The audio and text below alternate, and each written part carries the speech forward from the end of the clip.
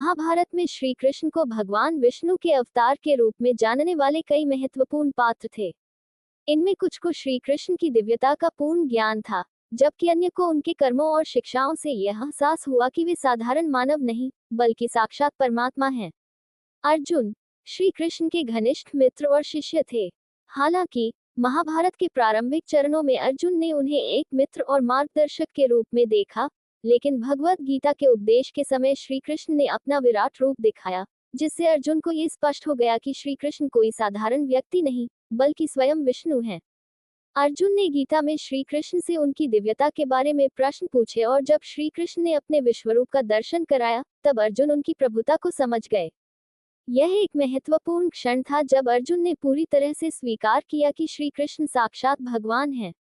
भीष्म पितामह को भी इस बात का स्पष्ट ज्ञान था कि श्री कृष्ण भगवान विष्णु के अवतार हैं। महाभारत युद्ध के दौरान भीष्म ने श्री कृष्ण को प्रणाम किया और युद्ध में उनका सामना करते समय उनकी दिव्यता को महसूस किया। भीष्म ने अपने अंतिम समय में श्री कृष्ण से आशीर्वाद लिया और अपने प्राण त्यागने से पहले उन्हें साक्षात भगवान मानते हुए प्रणाम किया। भीष्म ने जीवन भर धर्म का पालन किया और श्री कृष्ण की लीला को समझा। धृतराष्ट्र, जो कौरवों के राजा थे, ने श्री कृष्ण की दिव्यता को पूरी तरह से नहीं समझा था, लेकिन संजय के माध्यम से उन्हें गीता के संवाद और विराट रूप का वर्णन सुनने को मिला।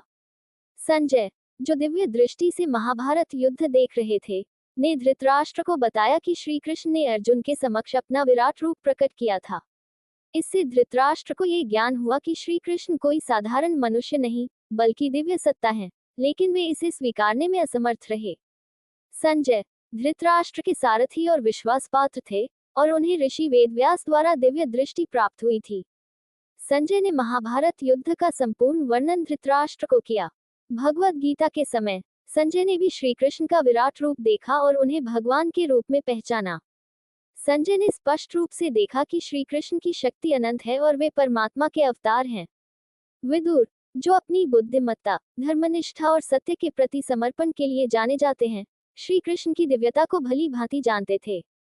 विदुर ने कई बार धृतराष्ट्र और कौरवों को श्री कृष्ण की बात मानने और युद्ध टालने की सलाह दी थी, ये जानते हुए कि श्री कृष्ण केवल एक राजदूत नहीं, बल्कि भगवान हैं।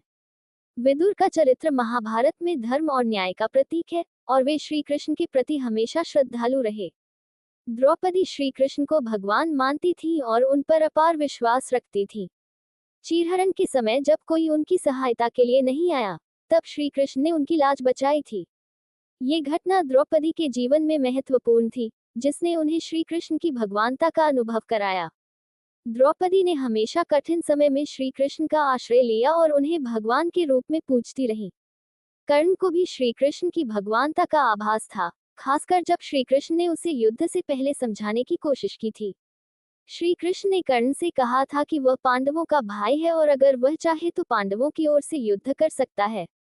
हालांकि कर्ण ने कौरवों के प्रति अपनी वफादारी को प्राथमिकता दी और श्री कृष्ण की बात को ठुकरा दिया, फिर भी उसे यह आभास था कि श्री कृष्ण विष्णु के अवतार हैं। कुंती, जो पांडवों की माता थी, श्री कृष्ण की मौसी भी थी। उन्होंने श्री कृष्ण को हमेशा भगवान के रूप में देखा और उन पर अपार विश्वास रखा। युद्ध के बाद कुंती ने श्री कृष्ण से आशीर्वाद मांगा और उनकी भगवानता को स्वीकारा। महाभारत में कई पात्रों ने श्री कृष्ण को भगवान विष्णु के अवतार के रूप में पहचाना।